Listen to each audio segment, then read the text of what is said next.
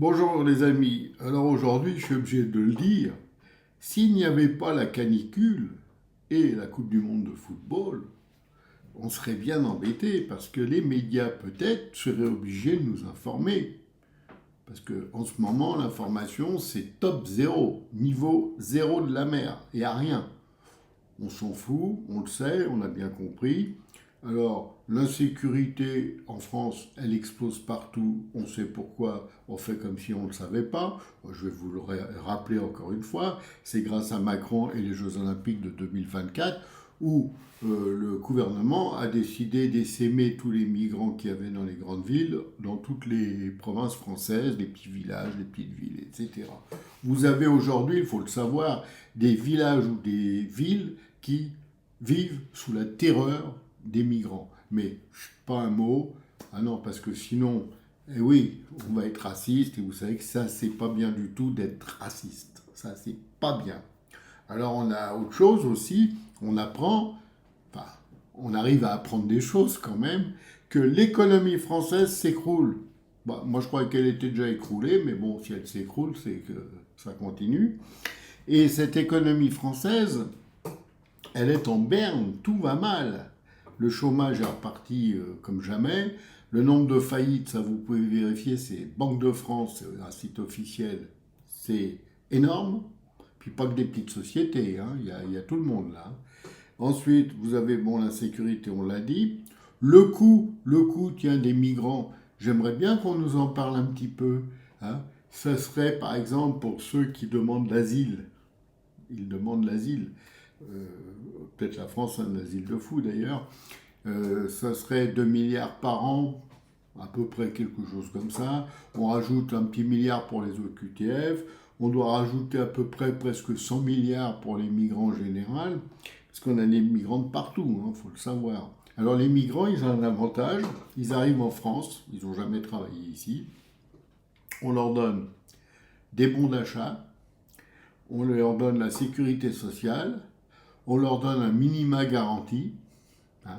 Vous avez, il faut le savoir, on parle tellement des retraités, vous avez des retraités aujourd'hui qui vivent en dessous du seuil de pauvreté, qui n'ont même plus les moyens quasiment de manger après le 15 du mois, et même pour certains qui vivent dans leur voiture. Mais ça ne choque personne, ils sont français.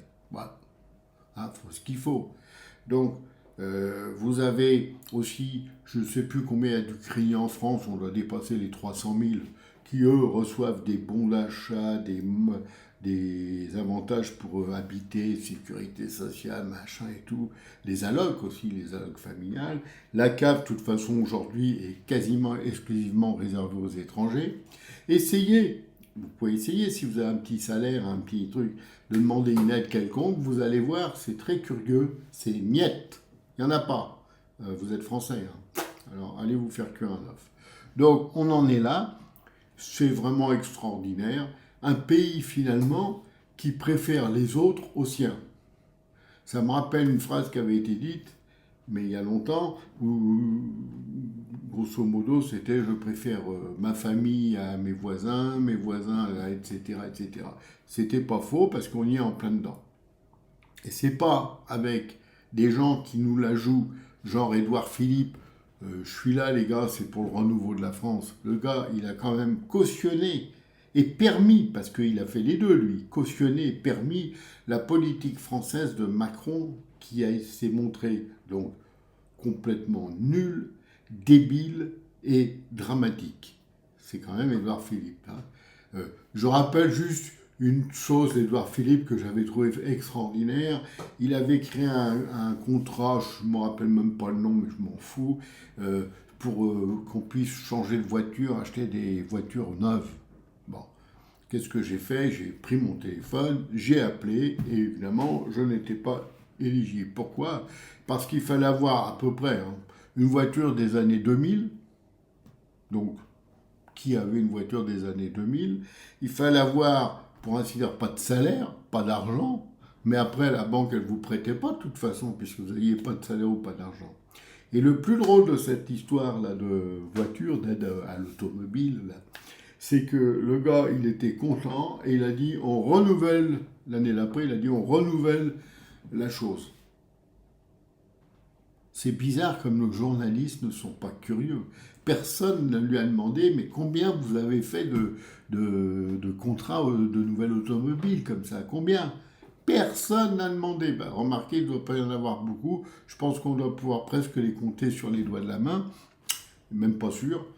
Et voilà. Et ça, ce sont des gens qui maintenant font comme si de rien n'était, qui vont se présenter en 2027 pour être élus président de la République. Alors vous avez Philippe, vous avez Attal, vous avez Ségolène Royal, vous avez Mélenchon, vous allez avoir toute cette bande, quoi.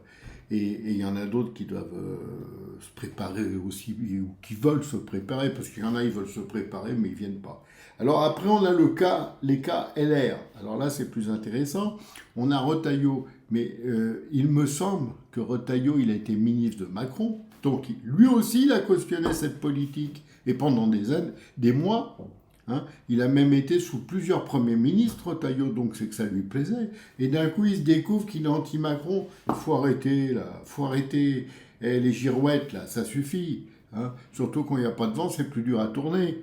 Mais il faut arrêter de nous prendre pour des cons, parce que c'est ça l'histoire de la politique française. On a affaire à des gens qui sont malveillants, prétentieux, narcissiques, etc., et qui nous prennent pour de vrais cons. Il faut arrêter, c'est fini, vous n'aurez plus nos voix.